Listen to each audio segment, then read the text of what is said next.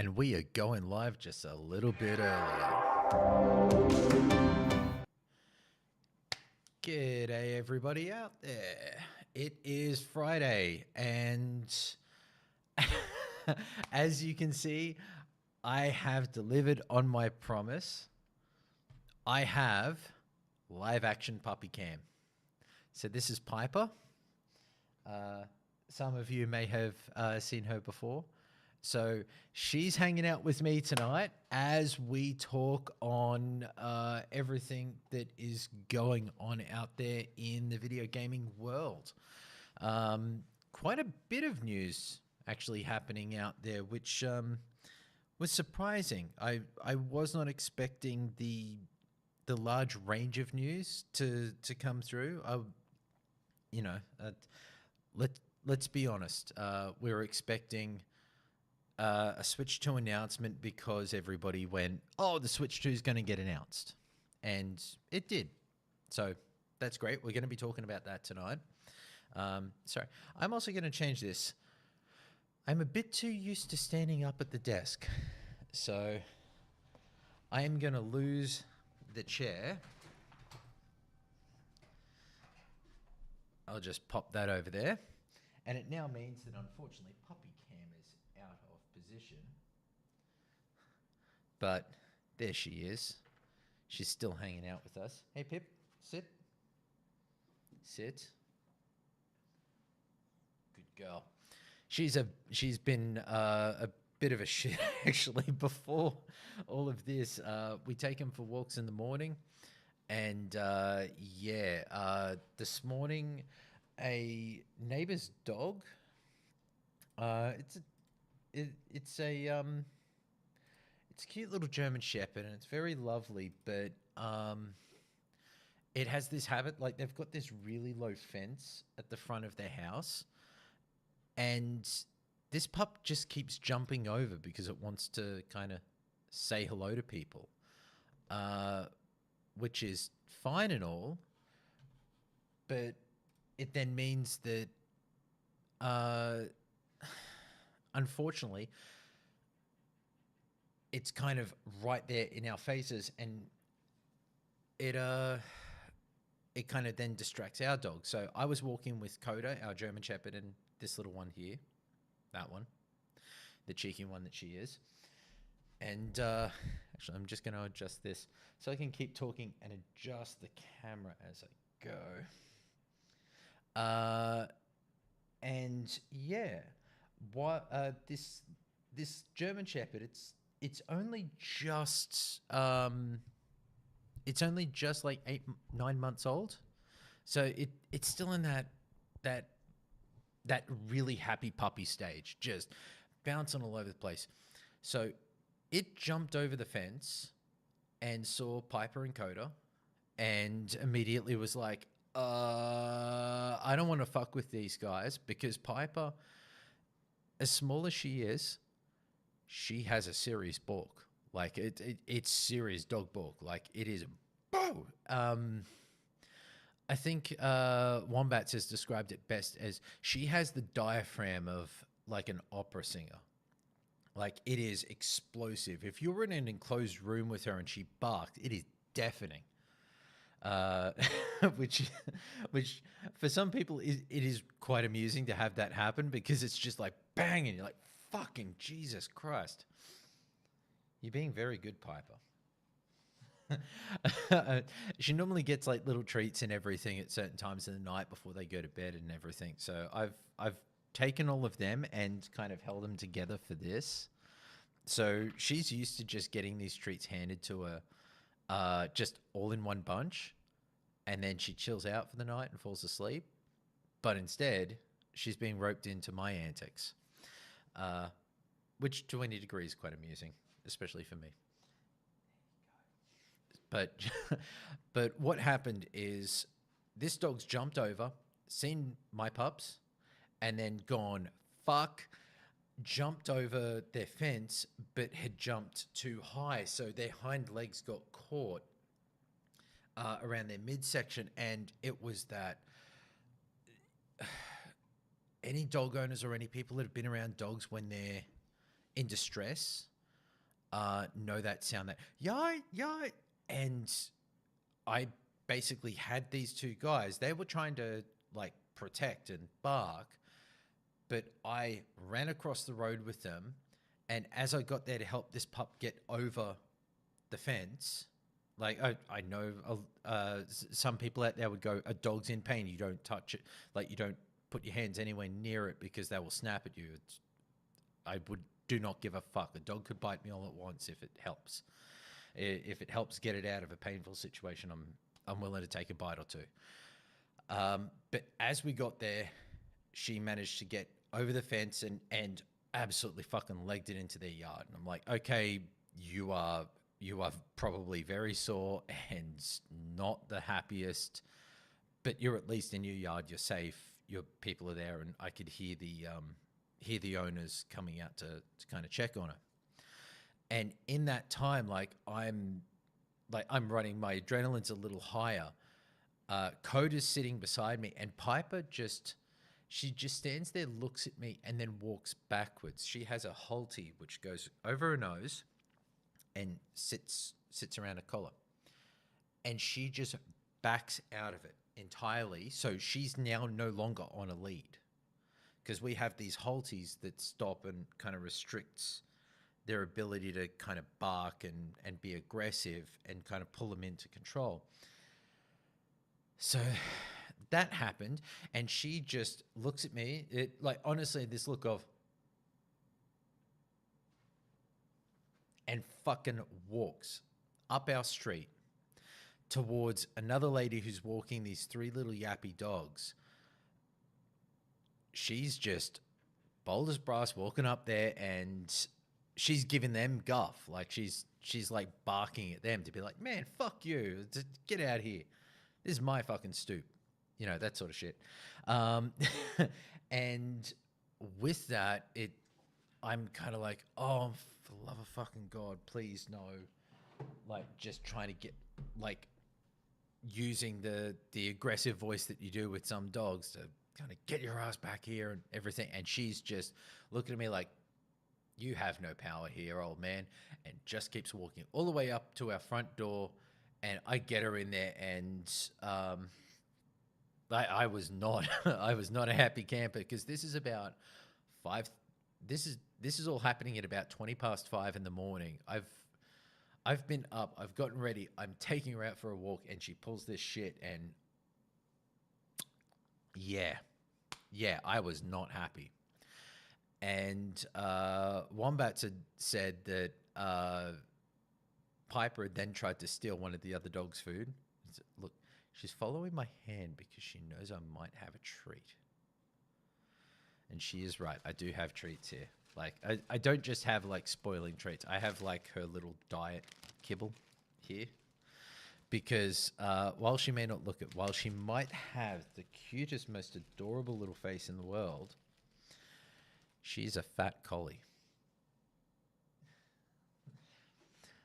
She doesn't like me calling her a fat collie, but she is. I'm also fat, so it's just kind of one of those things. But Piper had started stealing one of her other dog's food. Like had started walking over there to be like nose him out of the way. And Wombats had said that she'd just used the tone of like, Piper, like trying to get her attention, be like, no, you know, you're not meant to do this. Getting the attention, letting him know that I can see you. I can see what you're going to do.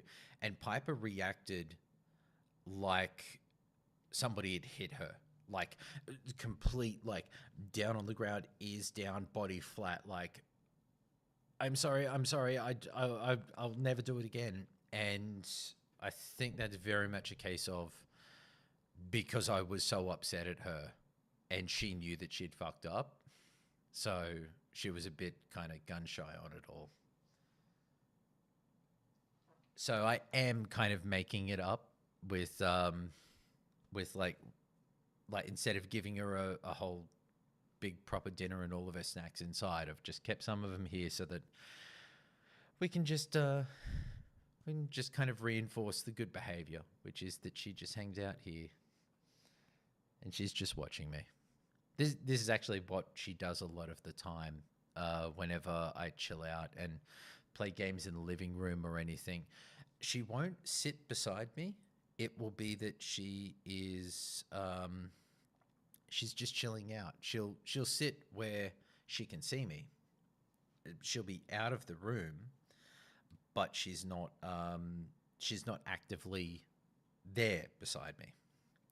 So that's just one of those things. Right. So in terms of Friday night for these streams, they're going to go as long as I so deem it. I've had a bit of a nap this afternoon, so I can just basically crack on. I've got a piper here, which is the most important thing, and there's actually a decent chunk of news and bits and pieces to really talk about. So I figure we might just jump straight into all of that now. Like the I think the biggest and kind of most interesting news is obviously the Nintendo Switch 2 announcement, which a lot of insight, well, a lot of people were saying it had to happen. It had to happen any day now, which always surprises me that everybody thinks that there is a particular schedule for how businesses and companies will operate, how they will determine these things and go, oh, they have to do this for a certain target or a certain this or a certain that. No, they really fucking don't. A lot of these larger businesses are operating under terms that they choose. They are not beholden to anyone else except their shareholders, and their shareholders have an established sense of trust with the management groups because they've delivered results.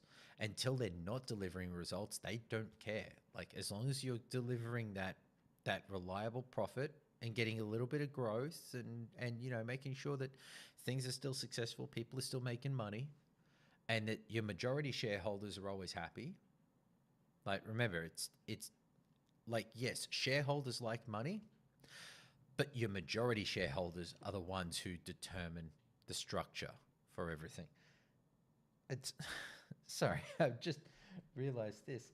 She's now chilling out. Let's see if we can angle this here.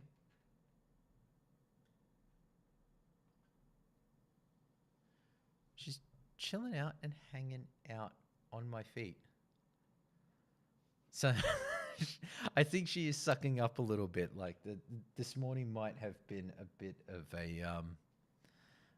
a worry for her. So this is nice. I actually feel loved. One of my kids actually loves me.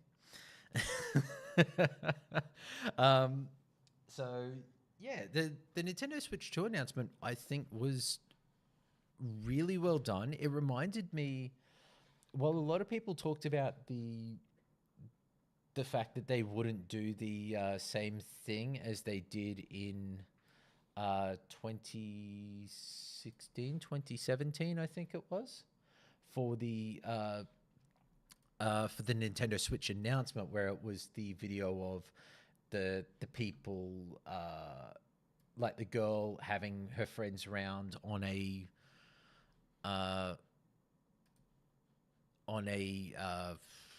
what was it? It was like a rooftop. Yeah, it was like the rooftop thing, the rooftop garden. But it really worked in its favor because it made sure.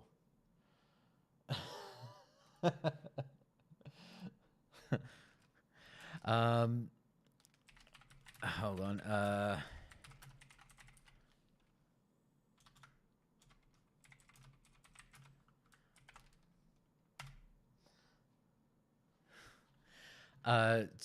Sorry, just responding to people.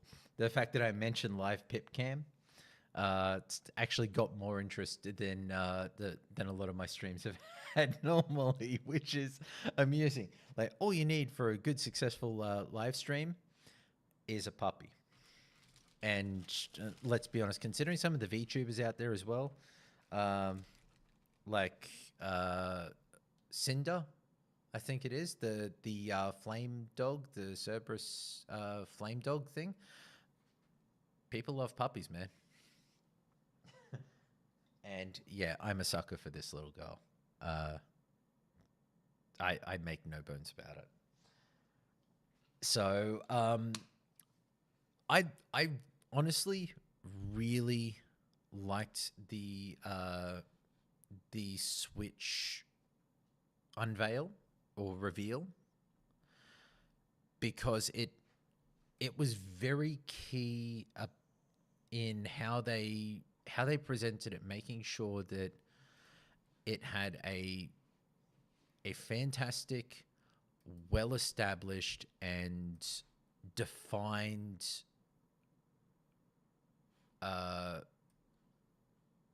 look at the product itself, but also a few key things that I'm actually going to bring up in here. I'll see if I can adjust this and yeah, there we go. Yes, I want to do that, and I don't really need to capture the audio, so let's just try this.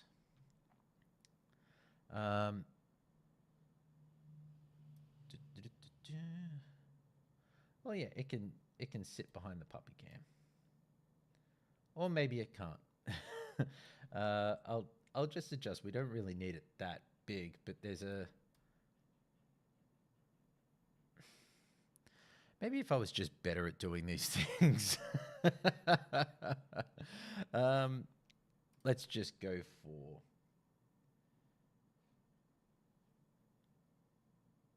the. Damn it. Yeah, I'm really not good at this. So let's just stick to what we know. Stick to what we know. And there's just I'm not going to have the audio with it, but but one of the key parts for it is the way they started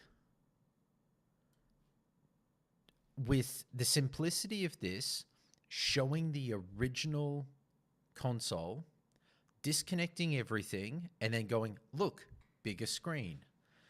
Making all of your adjustments to the screen on the fly then means that you instantly have a correlation point, being able to show connectors, locations, additional connectors so that you go, okay, there's a USB-C on the top and on the bottom. That could mean that you're plugged into a dock while still having other things attached. Immediately showing the differences in Joy-Con size, which means that scales up. It's about presenting and making sure that people have a point of reference, because a point of reference is one of the key things that allows you to go, is it bigger? Is it better? Is it this? Is it that? Showing a lot of detail, but making sure that the general approach is so that it's easily communicated. Now, one of the key things is the snap-on. As a designer, I'm not a fan of having exposed pin connectors like that because they tend to be a hardware failure point that happens a lot for a lot of products.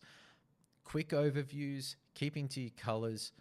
Now, showing off this for the games, I'm not really familiar. I don't play a whole bunch of Nintendo games, so I don't know if that's the original Mario Kart. But showing the same sort of connector for the controllers, and that there's the general approach. Year is fantastic. Here's the key thing, and this was pointed out to me by Wombats this morning, and it was a fantastic point. If you notice, you see the original Switch on the left in a woman's hands, in feminine hands. You then see the Switch 2 directly next to it in what seems to be the same set of hands.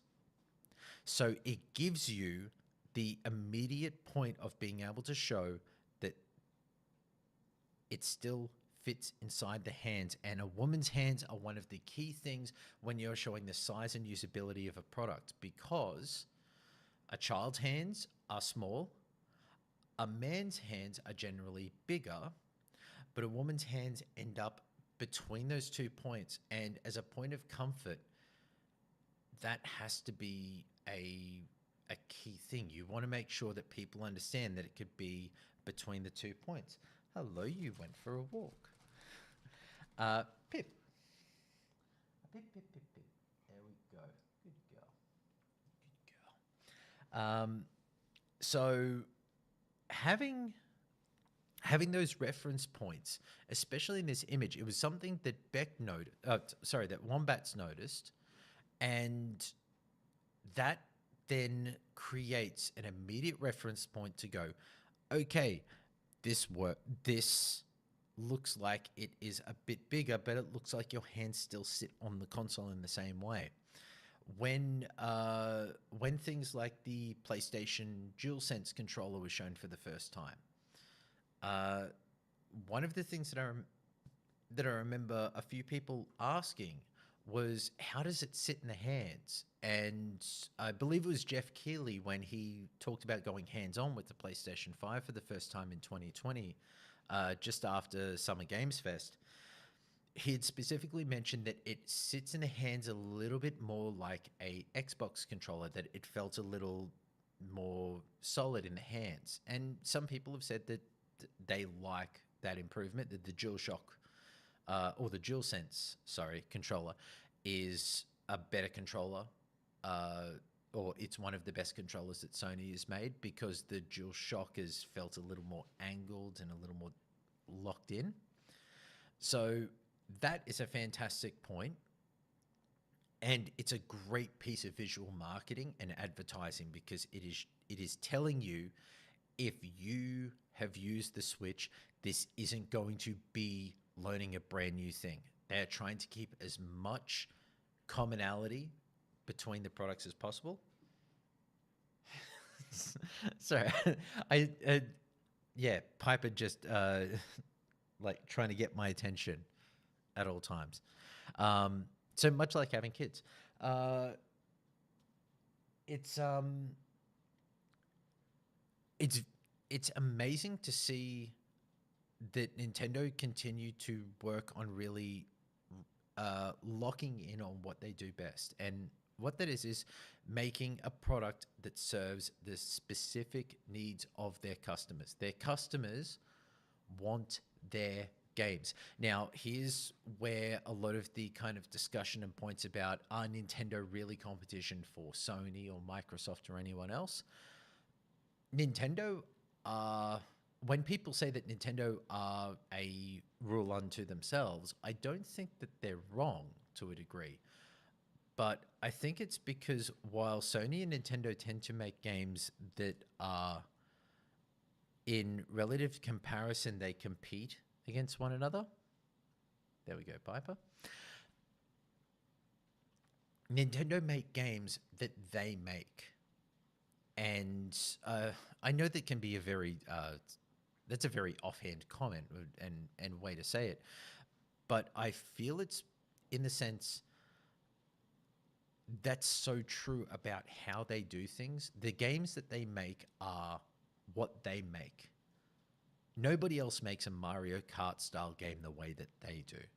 The level of attention and detail, the polish, and the fact that they build it out because they know that that game will be played, will be a bestseller for years.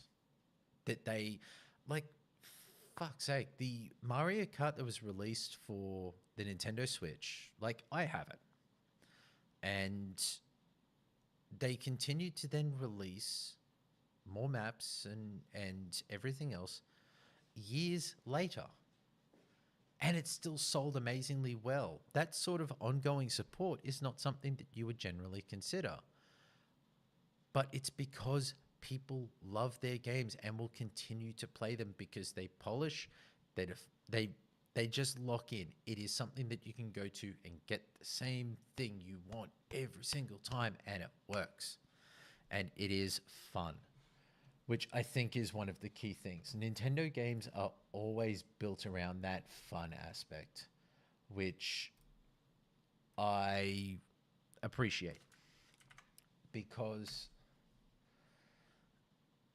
fun is kind of like key to everything for the games, what you want to play, what you want to engage with. Uh, so now, kind of looking at it with everything else that came out about the Nintendo Switch 2, the fact that it says it plays Nintendo Switch 2 exclusive games as well as Nintendo Switch games. Now they specifically highlight it saying Nintendo Switch 2 plays both physical and digital Nintendo Switch games. Certain Nintendo Switch games may not be supported on or fully compatible with the Nintendo Switch 2. Details will be shared on the Nintendo website at a later date. That is a coverall policy. I think most games, if not all games, are going to be fine.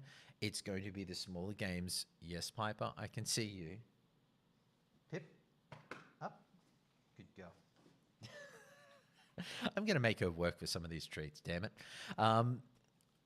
It is honestly like one of those coverall statements that you can't be absolutely certain that absolutely everything will work. And the last thing you want is a customer going, but you promised. So it's very much like the PlayStation 4 backwards compatibility that came with the PlayStation 5. They said, there may be some games that it may not work with, or the PlayStation 4 Pro. I cannot remember. I think it was the PlayStation 5, actually. Sorry.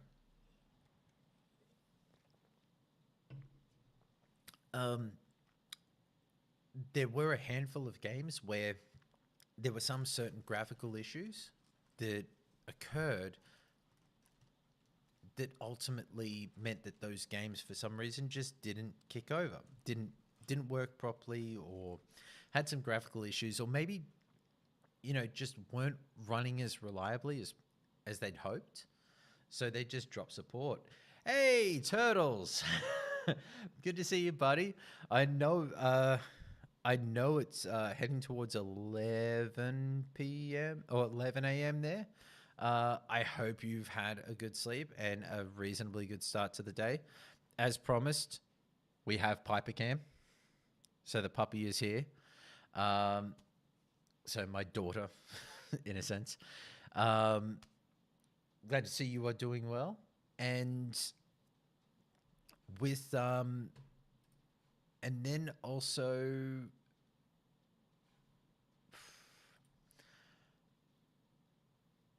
trying to think about how to kind of put it that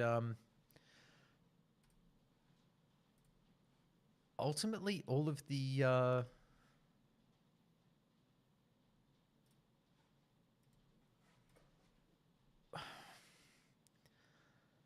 your third coffee, Jesus. Although I don't blame you at the moment. There's it has been a day for coffee. Hold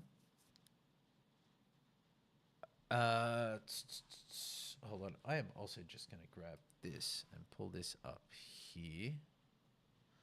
Because for some reason, I am not getting any chat stuff through on YouTube. So I'm just going to drop that there. Now, the coverall statement of being able to say certain Nintendo Switch games may not be supported on or fully compatible, that's a cover off. It's there basically as an insurance policy in case some games don't work. And I love that Nintendo are front up about this. They say this straight up and go, yep, there will be some games that it doesn't work with. We fully accept that. And it's honestly good. Like, you need to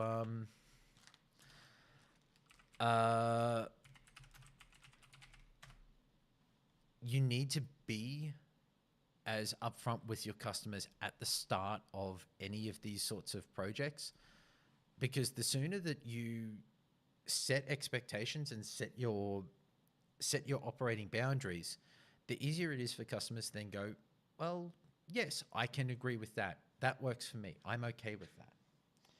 Oh, hey, good girl. But then, kind of to another degree, looking at the other side of it, the Nintendo Switch 2, it is fantastic. As I've covered off on, I think that their announcement of this is exactly as it should be. It did great reference points for being able to go, this is how close it is, this is how similar it is, this is how it works best. It fits inside your hands. I like that. It is smart. It is very well thought out, and it communicates everything that people want to know as a first point of contact. The other advantage being is that they immediately announced the Nintendo Switch 2 Nintendo Direct on March 2nd, 2025. Now, I am assuming that it is March 2nd, 2025. Being Australian and reading this, that tells me that's the 4th of February, 2025, because we work off the basis of day, month, year, which is the correct way. It is the true way. Piper, what are you doing? What are you doing? Sorry, she's just bouncing at me and trying to get my attention. I think she just wants me to kind of bounce and do things, or she wants more treats, which she can get because she is spoiled. Now, from that, that was a fantastic piece of news to have hit first thing this morning. But then halfway through the day, a very big thank you to Jesse Norris of Xbox Era, who I was chatting to him about some bits and pieces with when it comes to like games and everything else. He's obviously very busy with the news recently of a lot of other games coming to not just Game Pass.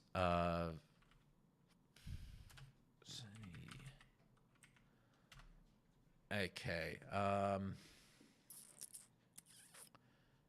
Newsweek. I wanted to go directly to his article because yes, it's Bloomberg or anything else.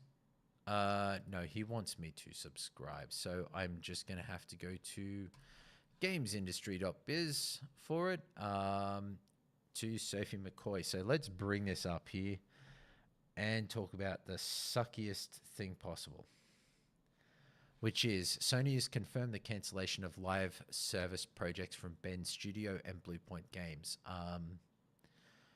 This is the really sucky sort of shit that is happening, is going to continue to happen, and if people out there think that it is going to get any better, not that I have a bridge to sell you, but please don't buy any bridges. I don't think that they would be the bridges that you really think they are.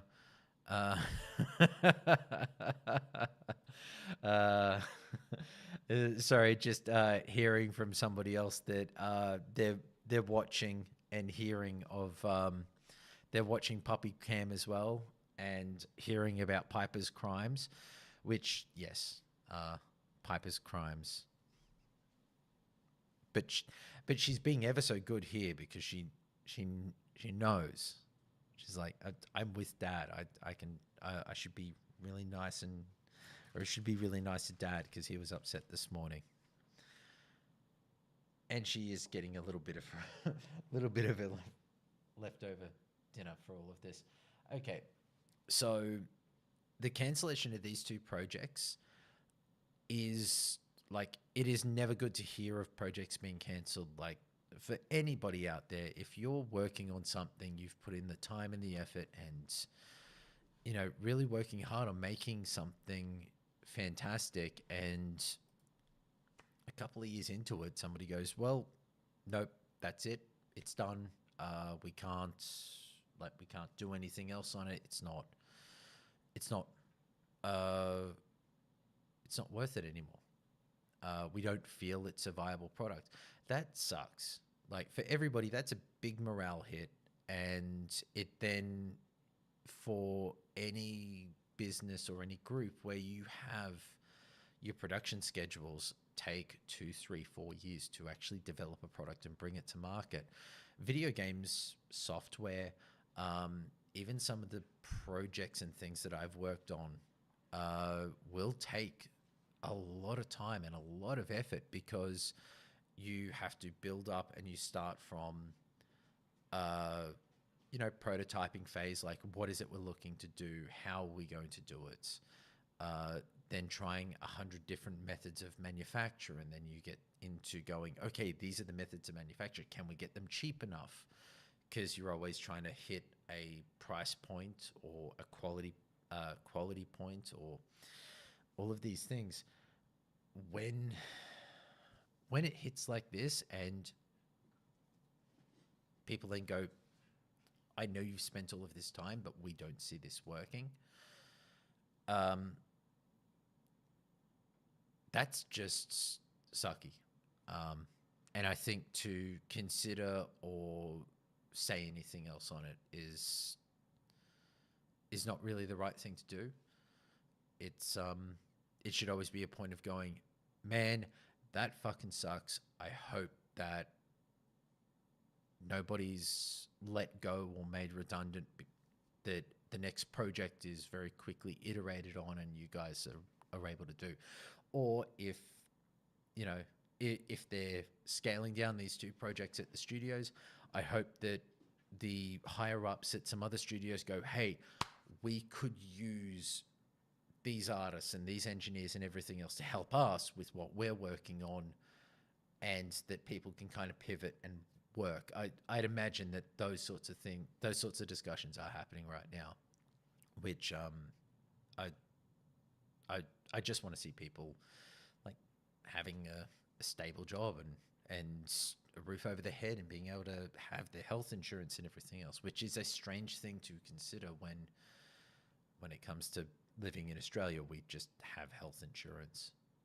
It's public. And you don't have to worry about that when you lose your job, because even if you were to lose your job and then break your leg, you can still go to a fucking hospital. You can even get a goddamn ambulance and go to the hospital and, and get your leg looked at. And it's not costing you money out of your pocket.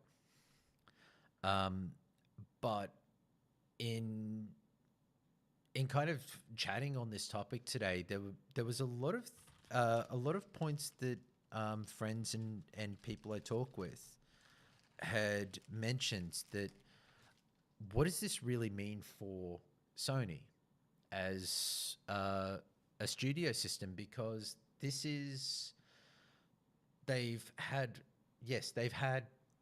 quite a few cancellations, and over the last 3-4 years, they haven't had a kind of rocketing success point of continuing to have games just delivered, not just 9s and 10s, but to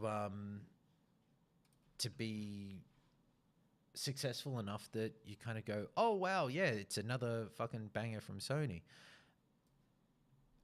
A lot of those games aren't doing that, and it does kind of make you stop and go, is this an issue? Is there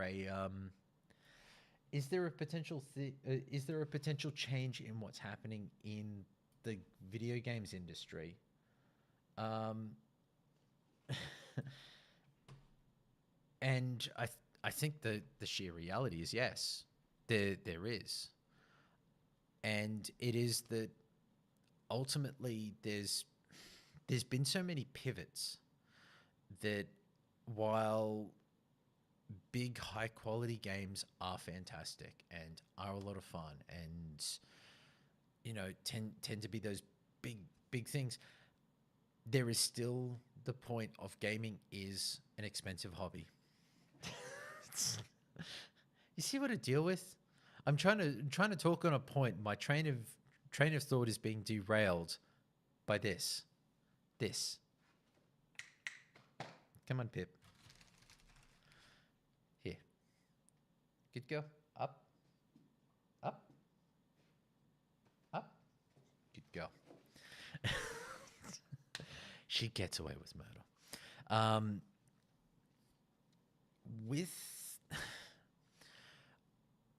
With so much of what's happening now,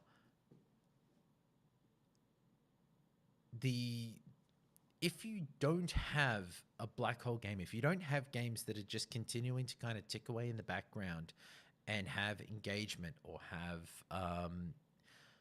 interesting things continuing to grow, having ongoing support, like a lot of people think of live service games or games as a service as always being games that have microtransactions, that have a sorry, I may have to call in wombats to to pick up Piper, because she is scruffing up a storm here, and I'm all worried that she's just going to give me guff the entire time.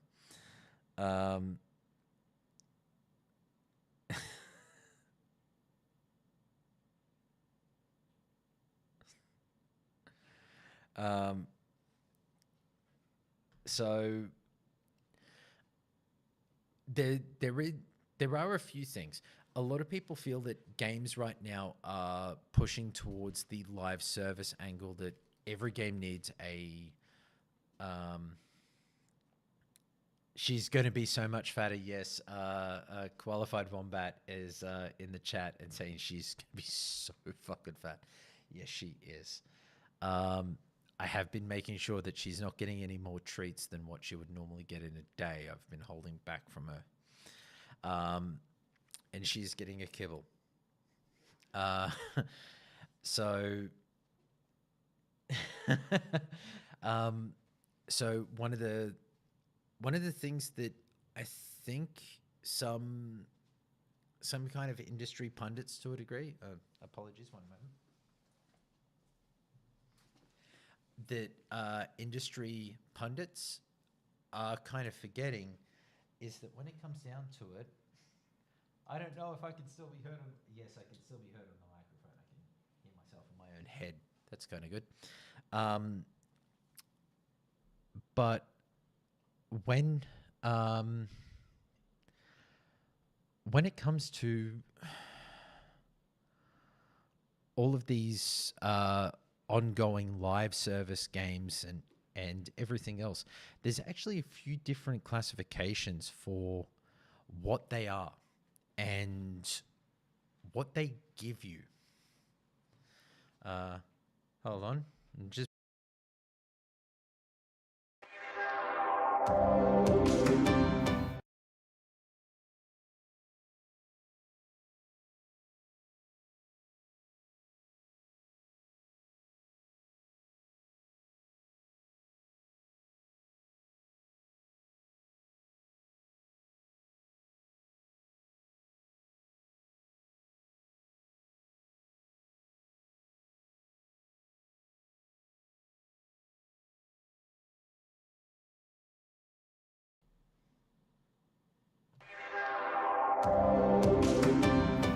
And we're back, and unfortunately, as you can see, the puppy cam is now empty because wombats came by and picked up the Pip. Because, yeah, she was bouncing and scruffing, which generally means that she's like, I need to poop. So I can switch off the puppy cam, although I'm tempted just to leave it there. Enjoy this lovely view of carpet tiles and my hand. It doesn't work that well, but it's a hand. Okay, so getting back to the point here, which is a lot of the industry and the media are talking about the these companies, the Sonys, the Microsofts, the Nintendos, the Tencents, everyone else. What they need is they need a COD, they need a Fortnite, they need these big quality.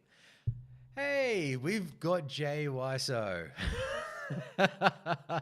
Hey, it's for anybody in chat. Gamer Guy Jay does his own videos. He's been doing a lot of reviews of the games that he's been covering and playing. He's got a really good review on Indiana Jones if you're interested in it. Um, no, don't hang around for any reason. If you're at work, go do your work stuff. But thank you for popping your head in. I appreciate it. But yeah, I will pop in the description of this video. I'll throw a link for Gamer Guy Jay and his channel, so you can check out his videos and bits and pieces on there. It's really good. He did a great kind of breakdown of his top games of 2024 of what he played, and broke it into like, this is what I think is like a 7 and below, and then this is 7.5s, 8s, 8.5s, 9s, 9.5s. It's a good way to kind of break down and go, this is where I think these games kind of sit.